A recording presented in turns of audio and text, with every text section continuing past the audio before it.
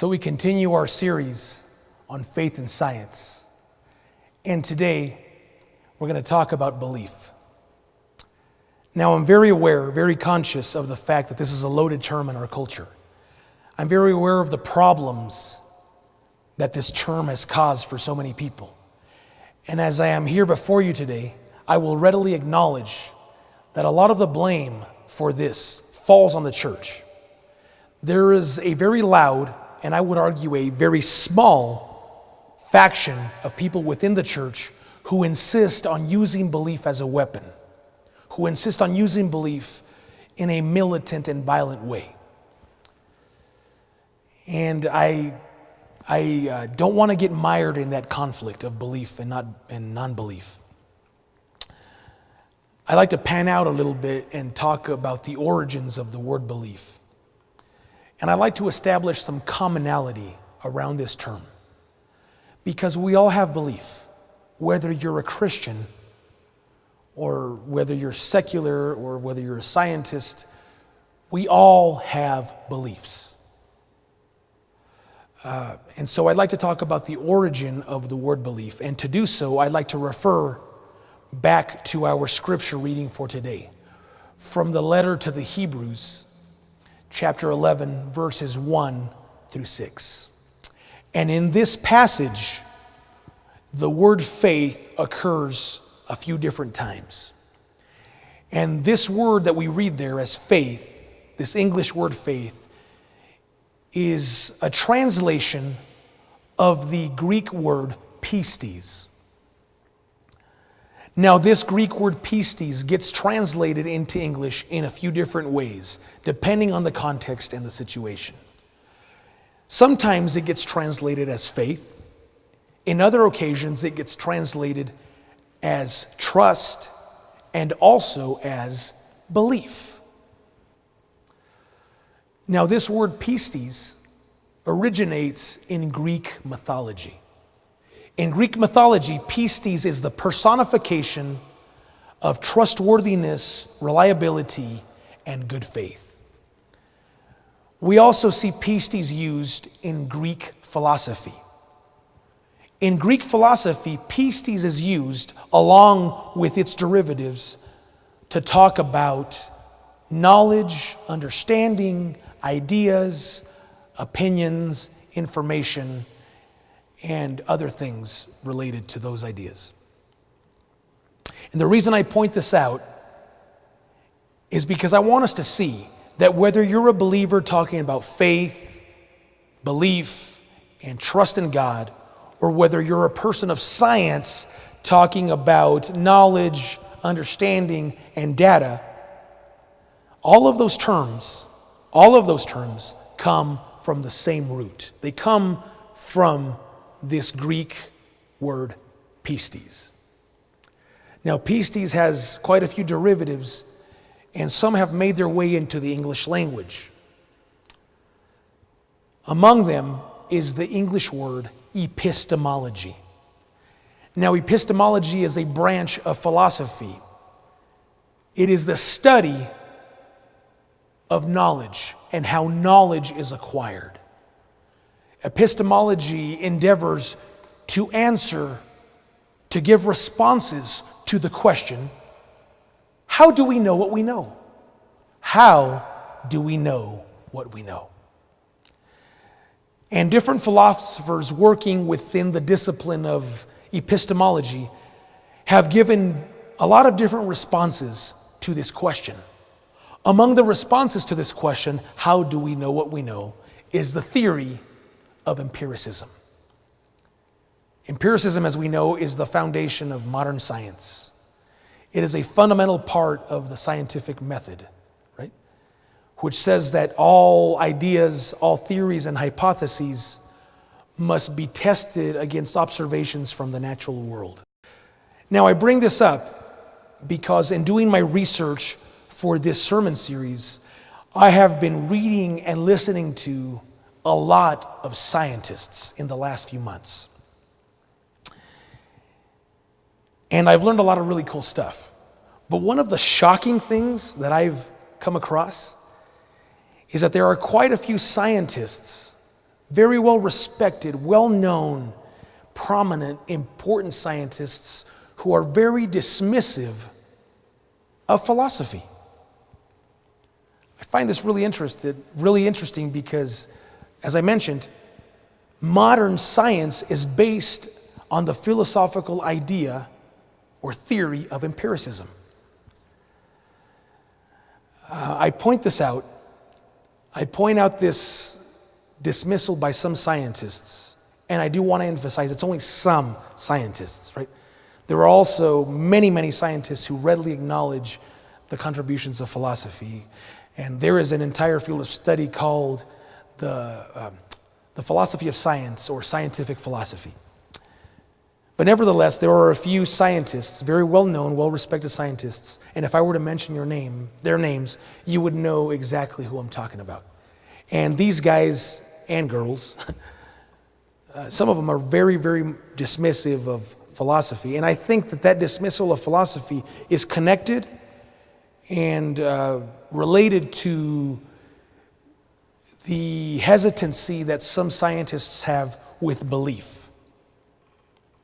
And as I mentioned earlier, I understand that the church is responsible for some of this hesitancy around belief. And I'm also on board with the idea that religious belief should be distinguished from science. I get that. I'm on board with that. I bless that. That's good. Nevertheless, I want to reiterate that we all have beliefs. All of us have beliefs. Whether or not they're religious beliefs, that's another issue. But we all have beliefs. For example, if you're a staunch empiricist who is of the mind that knowledge can only be gained empirically, you need to understand that that's a belief. That is a belief that other very well-educated, very intelligent, very informed, very accomplished people would have a problem with. Within the world of philosophy,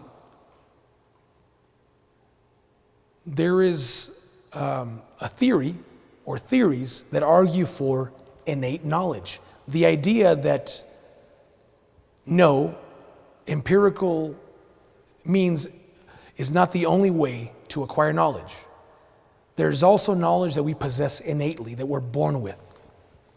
Some people who are people of faith would say that this is an argument for God. And I'm thankful for scientists who are strong empiricists, who are all about the empirical means of acquiring knowledge, but who also understand that there is knowledge to be gained in other ways. And one such person is Dr. Francis Collins. Dr. Francis Collins directed the Human Genome Project, and he was also the director of the National Institutes of Health. And I'd like to play a clip for you, and in this of Dr. Francis Collins, and in this clip, he is talking about his journey from atheism to faith. You were not a believer early in your life. Why? It was the way I was raised.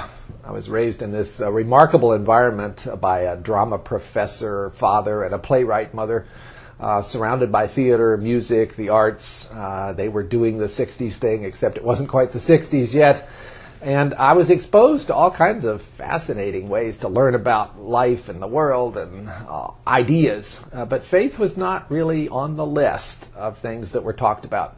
It wasn't that faith was put down or considered inappropriate for other people. It just didn't sort of enter the conversation in my childhood. Did it exist in your mind as a question? Oh, I had glimmers of something, some longing outside of myself, some sense that maybe there was a God up there that I might be able to reach out to. What brought you as an adult then to faith? Well, first, as an adult, I walked very far away from faith. I went from being sort of vaguely interested, but not really, to becoming an atheist. As a scientist studying physical chemistry, quantum mechanics, I became convinced that everything about the universe could be described by equations. So what changed that for you? Well, I changed my life plan from physical science to medicine. And when I went to medical school, the ideas about death and dying, which had been rather hypothetical, became very real.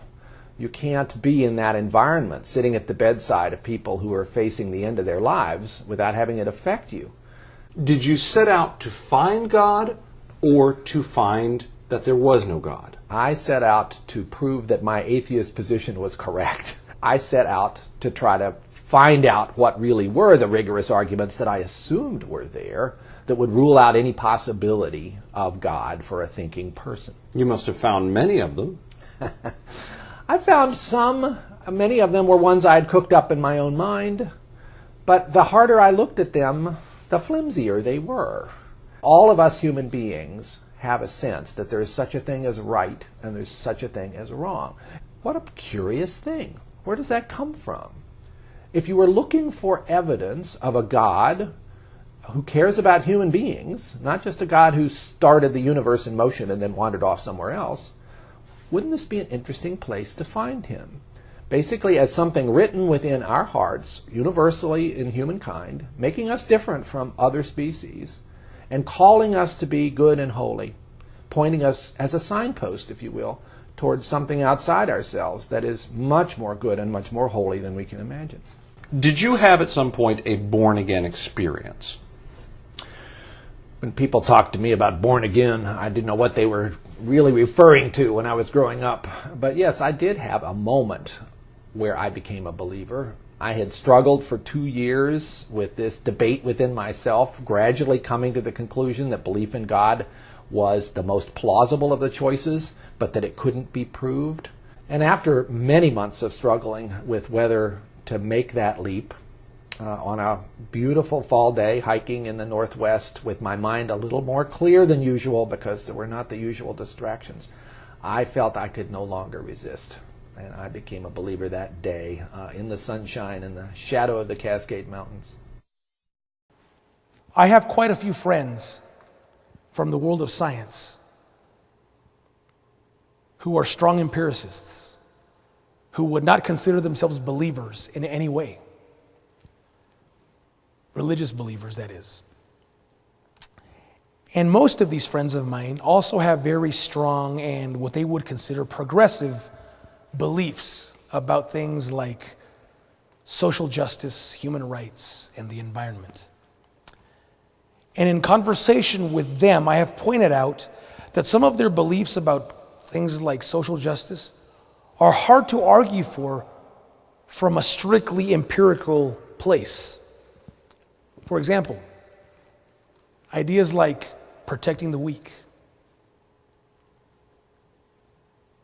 caring for widows and orphans, giving humane treatment to prisoners, giving humane treatment to immigrants. Those are things that are hard to argue for from a strictly empirical place. As a matter of fact, if I wanted to, I could argue the exact opposite from a strictly empirical place, and many people have.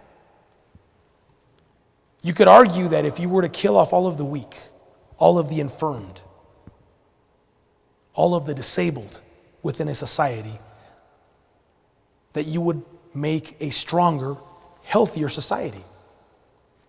That is kind of the argument that the Nazis were making in Germany during the 30s and the 40s. It's an argument that has been made by other totalitarian governments around the world at different points in history. So why do we think that protecting the weak is a good idea? Empirically, I could say, through observation, I learned that in nature, the strong kill the weak. So why should we protect the weak? Why should we pass laws to protect the weak in our society? Some would say that's an argument for God. God put that in us. God put that innate knowledge within us and tells us that protecting the weak is a good idea. In some cases, extreme empiricism has led to nihilism. Nihilism, the rejection of principles, of morals, of values, because life after all, is meaningless. That's what the nihilist would say. And I bring up nihilism because in some cases, nihilists and extreme conservative Christian fundamentalists end up in the exact same place, end up with the exact same positions. For example, the nihilist might say, why should we care for the environment? Life and this planet are going to end anyway. No matter what environmental initiatives you may take up, one day, maybe 100 years from now, maybe 1,000,000 years from now, this earth is going to collide with a meteor. This earth is going to collide with the sun, and it's all going to end in a ball of flames.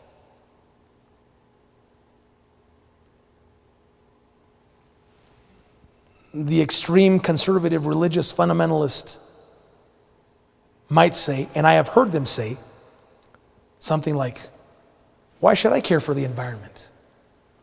This world is not my home. I am just a passing through. Those are actually lyrics to a song sung in some churches. Why should we care for the environment? We're going to heaven. This earth is going to hell. This earth is going to burn. This earth is going to end and we're going to be with God in heaven. So the nihilist and the extreme Christian conservative fundamentalist, although starting off in very extremely different locations with similar rhetoric and logic and arguments, end up in the exact same place, not giving a care at all for God's creation. You know why I care for the environment? You know why I think that's a good idea? Because the Bible tells me so. The reading from last week from Genesis, God creating the earth, God giving man the charge to care for the earth.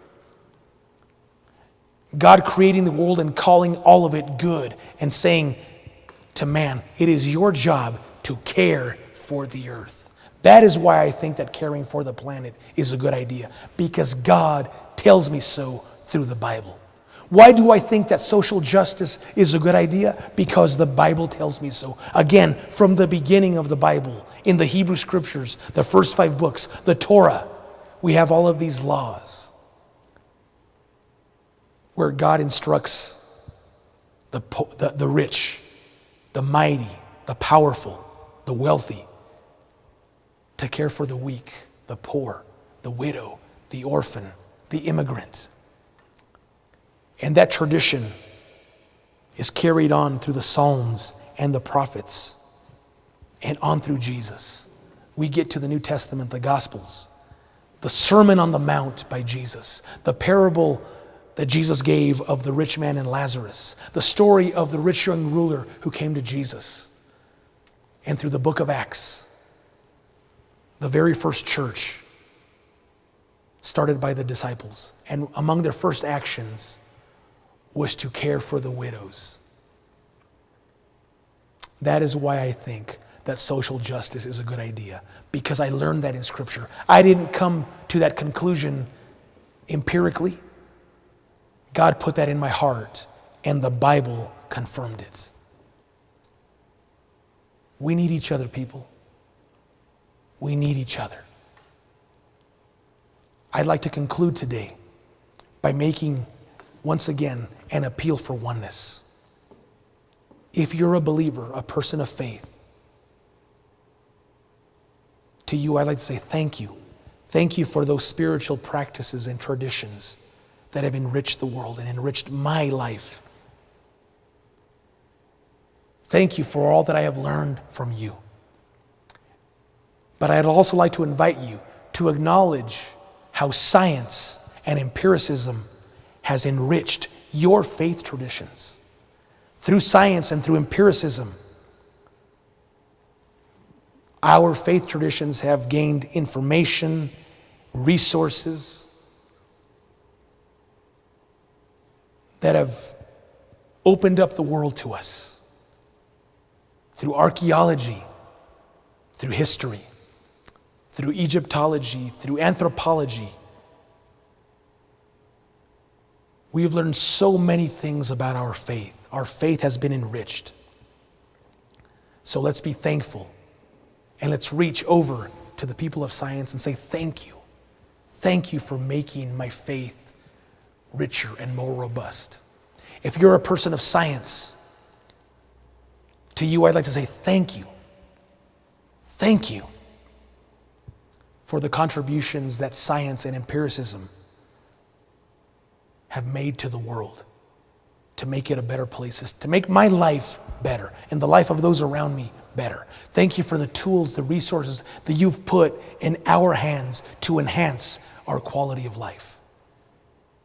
But I'd also like to invite you to embrace people of belief and to acknowledge that you have beliefs of your own.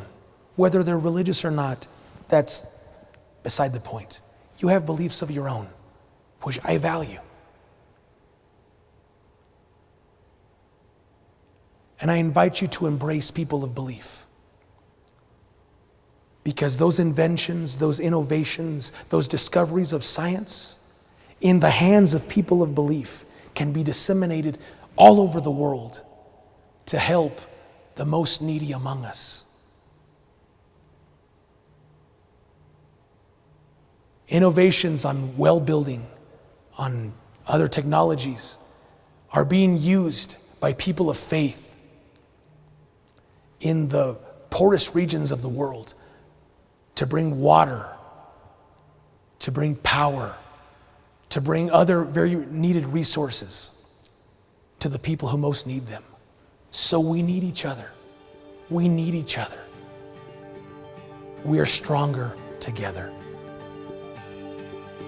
Let's acknowledge our differences. This is not an invitation to downplay or to ignore the fact that we're different. No, let's acknowledge that we're different. Let's acknowledge that we're made stronger because of our differences. That I need your differences to make me stronger, and you need the differences that I bring to make you stronger. And how out of many we